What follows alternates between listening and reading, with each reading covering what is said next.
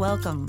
My name is Gena Timberman, and you are listening to Timber People, a podcast about people who, like timber, are strong, build and create, who gather us together like fuel that feeds fire. People who support structures of our community that uplift and protect. Welcome to the show. I'm really excited to introduce and to welcome my friend Amanda Williams to the show. Welcome. Thank you, Gena. I'm so excited to be here. Oh, you have such a great warmth and energy, and I love your personality. And you're one of the people that, although I haven't been around you many times, I feel like I already know you so well. I feel like it's part of, so I have a lot of social anxiety, but it looks like that I'm really extroverted. And so I tend to just talk a lot and about stuff that people wouldn't normally talk about. And it's me dealing with my anxiety. Yeah. And it seems like I'm really extroverted, but I'm just a nervous wreck.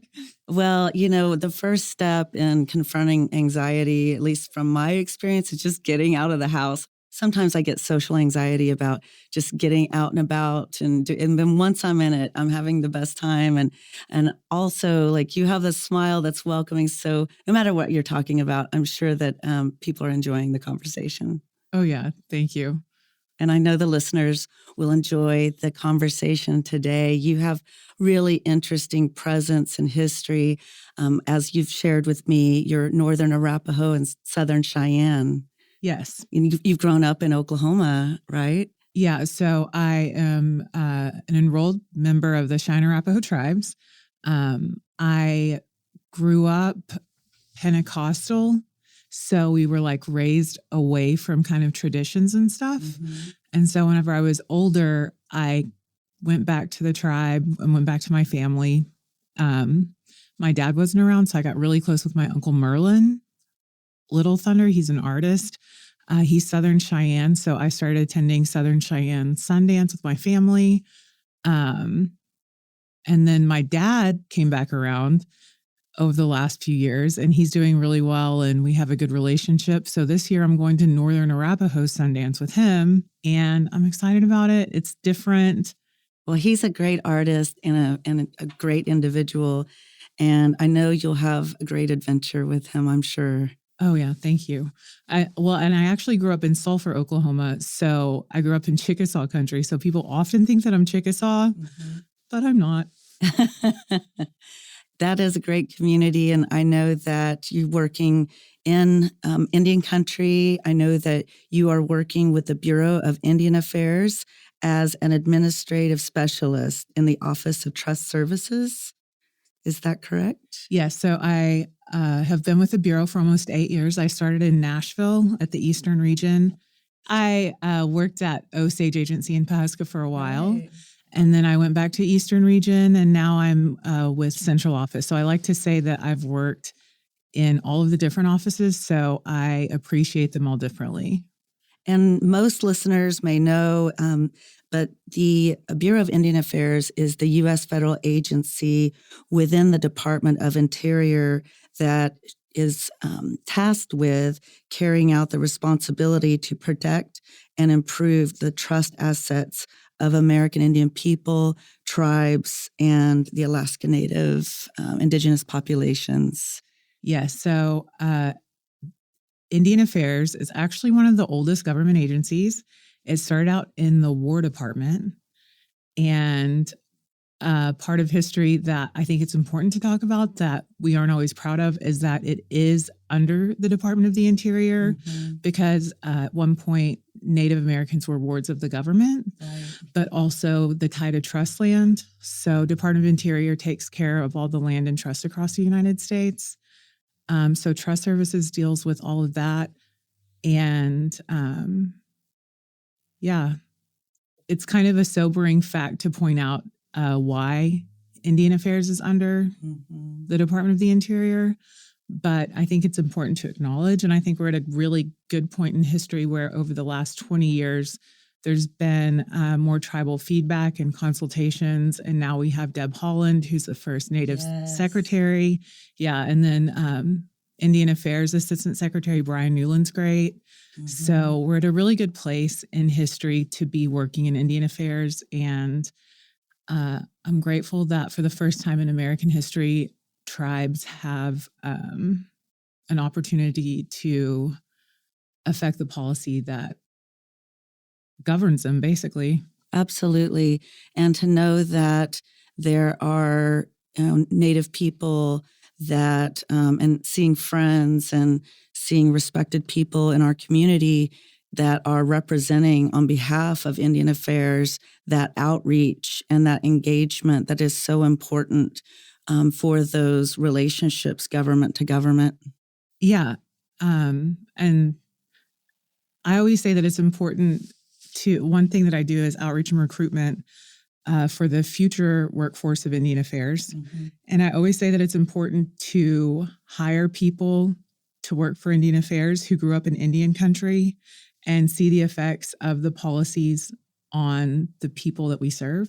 Right. So who better to represent Indian country than the people from there who care about it the most? Absolutely. And I know that in your work, I want to talk in a bit about your volunteerism, but I also want to talk about what that impact and influence means, not just from the tribal to the federal government, that relationship, but also what it means for awareness for our state legislators and others. And I know that you were presented with a Senate citation for advocacy work in educating Oklahoma legislators on the importance of bills in Indian country. And I want to thank you for that work. Oh, thank you. Actually, we have a mutual friend, Lorinda Morgan, Yes. who I just realized in the last few months is the reason that I got involved in advocacy work unknowingly. I don't think most people intentionally get involved in advocacy work. It just kind of organically happens. Right. But she was working on Ida's bill, and they were working on the red alert. And I got invited by some legislative groups to talk to them about why, and this was before the McGirt decision. Right. So there wasn't a lot of basic knowledge on federal Indian law. And so I basically had to go into rooms and explain to them the basics of federal Indian law because people don't know unless they're affected by it. Right. Understandably that, unfortunately, it's not something that's taught in our schools, and I wish that it were. There's so much that's not taught, even about tribal cultures and history and realities. And so that work that you have accomplished working with people like Lorinda, who is an incredible woman warrior in Indian country, greatly appreciate that work that you do. Well, thank you. I don't feel like I do anything at all, but it is an honor that anybody thinks that I'm, I don't know. Besides being a warrior, you were also very humble. Oh, well, I feel like a lot of times it's just showing up and telling people how different things affect Indian country. And whenever it's easier for me to think about my aunts and my uncles and my grandmas and my grandpas and my nieces and nephews than it is for me to think about myself and to think about how the decisions that are being made and policies that are being passed, how it affects them. Right. Because it's easy for me to dismiss my own feelings, but it's easier for me to work on behalf of like the rights of the people that I love. I think that is the most motivating way to focus on work is how it impacts those that you love. And, it's interesting to see how the ripple effects of policy made and from the federal level, state level, how that, trickles out and affects the people around us. And it's important. And I wanted to ask you, how did you get involved with this type of work? And growing up, did you know that you wanted to be a part of that process of working with governments and with policy implementation? And did you ever consider yourself in that role growing up or through your studies? So actually, I didn't while I was growing up, I was actually listening to one of your episodes and you were talking about how people are like, oh, I'm not involved in politics. Oh, right. But just the nature of being a citizen of the United States, we're all involved in politics. Looking back, though, I can tell that my parents had a big say in how I am today. I was raised, like I said, Pentecostal. And so, you're raised to care about other people. I was in Girl Scouts. I was in 4-H. And I went to Girl State. Right. So that helped me learn about like how state governments and county governments run and stuff. That's really important. Yeah. I think not everyone may realize the importance of programs like the Girls and Boys State and understanding at a young age what that means. And like people get up to become adults and they're the people that are voting and everything. And I realize I have a privilege of knowing how governments run, but not everybody does, because I get into it where I'll make a dentist appointment and they want to know what tribe I work for. Mm-hmm. And I'm like, well, I work for Indian Affairs. And they're like, yeah, but what tribe? And I'm like, I work for the federal government. Right. And it's very confusing for people. And I never saw myself getting into politics. One of my closest friends is very political. Right. So I would get into stuff just because he was into it. Mm-hmm. And like, we got voted most likely to succeed senior year. And somebody was like, well, he's going to succeed at being the president and you're going to succeed at being the first lady. I was like, no, okay.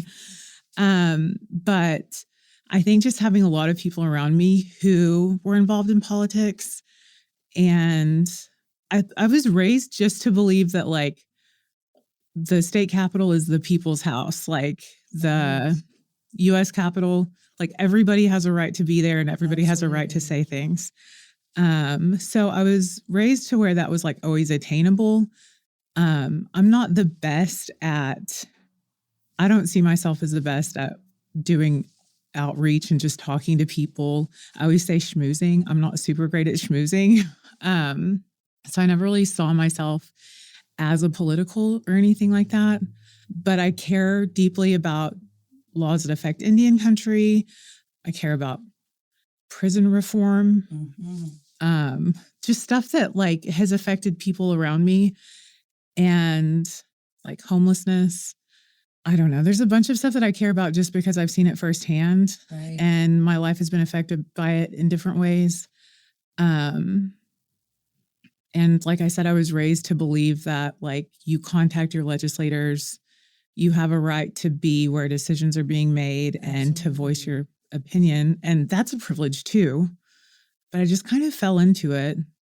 I wouldn't say I intentionally went out and tried to do anything. I just, wanted people to, okay, here, I'll give you an example. Sure. So being Native American, people come to me often and they're like, for a while it was, are you offended by the Washington football team name? Right.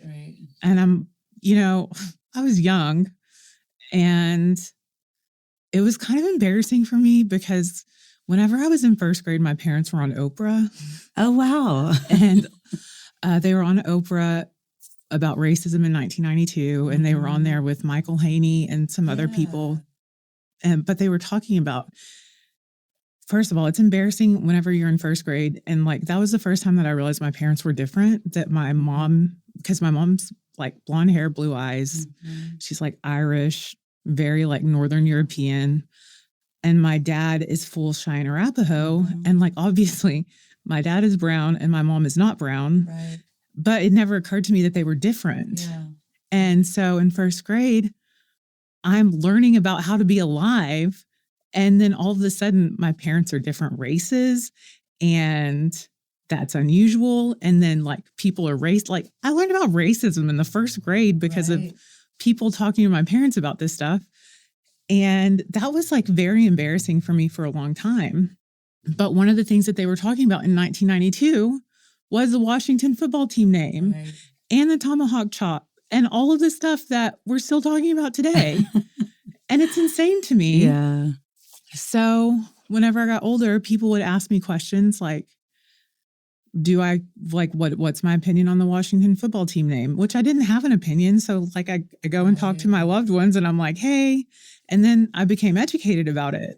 Absolutely. I think, especially coming from communities and, being connected to families and friends that work in Indian country and have different experiences and understand realities in different ways that are connected to policy work and just like other people in other ways.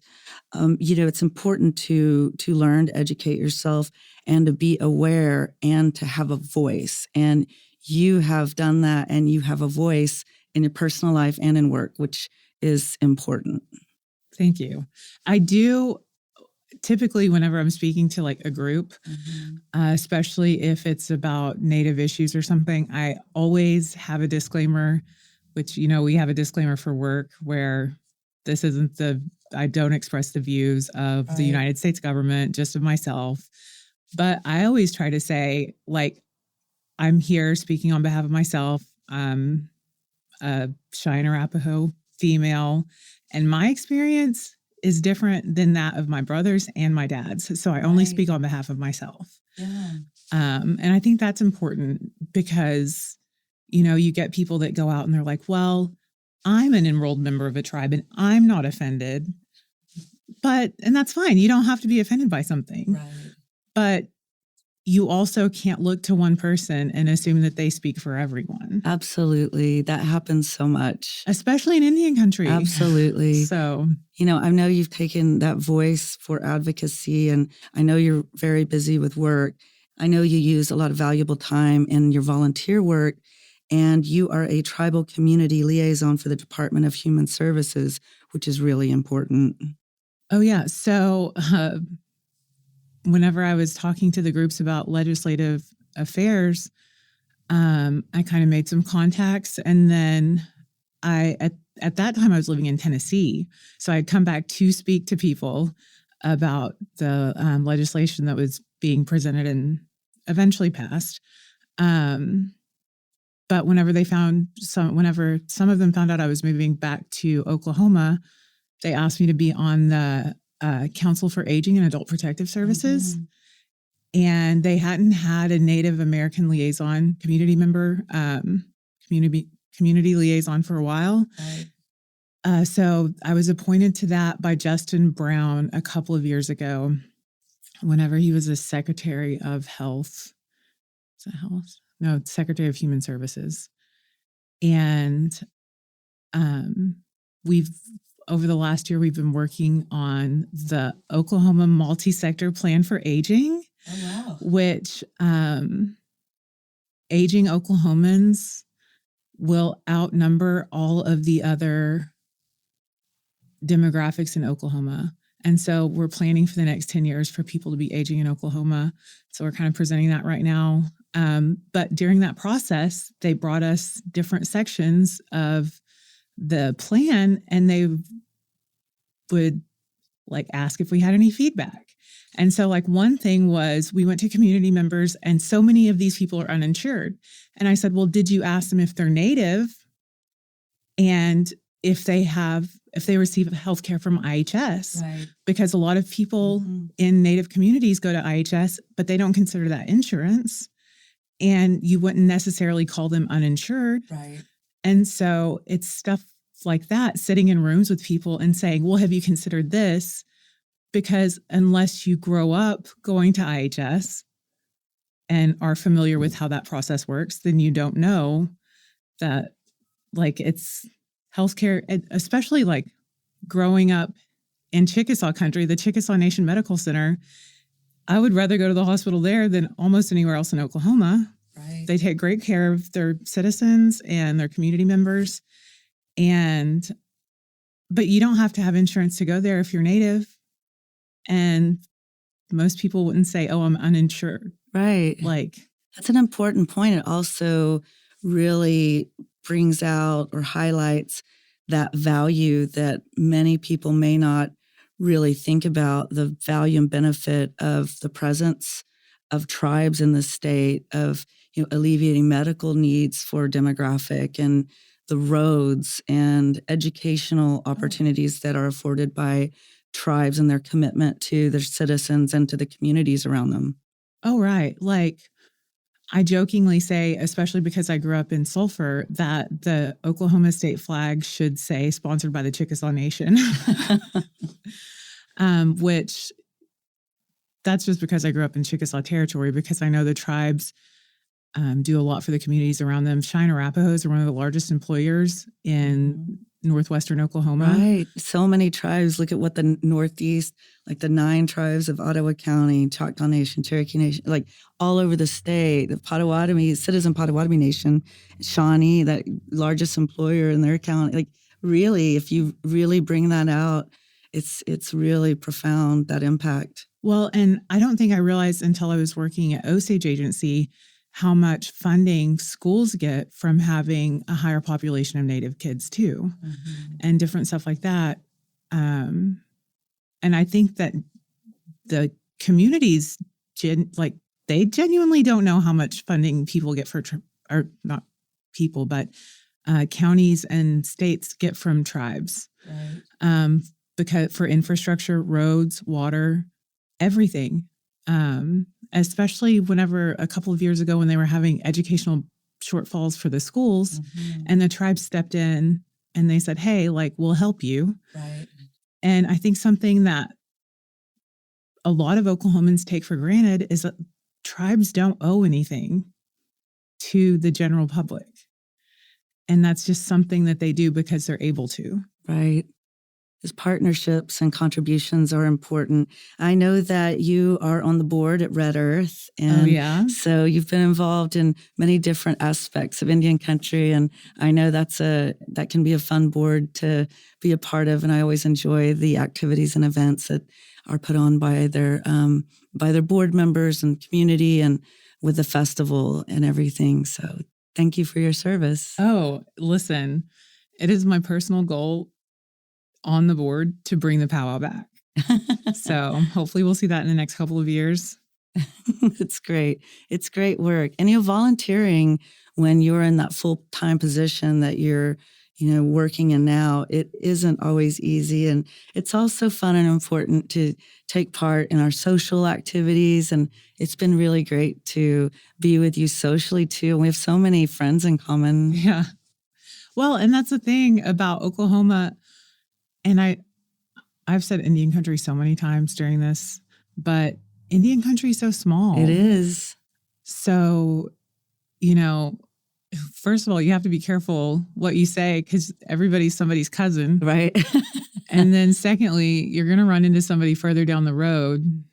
But also, I don't know, it's kind of great. You're part of this connected whole, which is it's really keen. Yeah, it really is. And, whenever I was in Nashville, I worked with a lady who was Cheyenne Arapaho as well. And we weren't really connected in Oklahoma at all, but I went out there and she invited me to family holidays. And so she's my really Cheyenne great auntie now. Yeah, I really love, I love being in Oklahoma. I really enjoy when I go out of the state and I run into people who are family members or from Oklahoma. And it's just like running into a distant relative. It's really great. Oh, yeah. Or you'll run into somebody and you'll tell them your tribe, who's your family. Only in small towns in Oklahoma and in Indian country are people so adamant about asking who your family is. Right. But, I had people look after me because they worked at Haskell with my uncle 20 years ago. Yeah, right. It's wild. That's so great. That's so great. Well, it's great to have you on the show. Amanda Williams, thank you. Thank you, Gena. Yakoki. Yakoki, thank you for joining us. Timber People is brought to you by the Possibilities Podcast platform.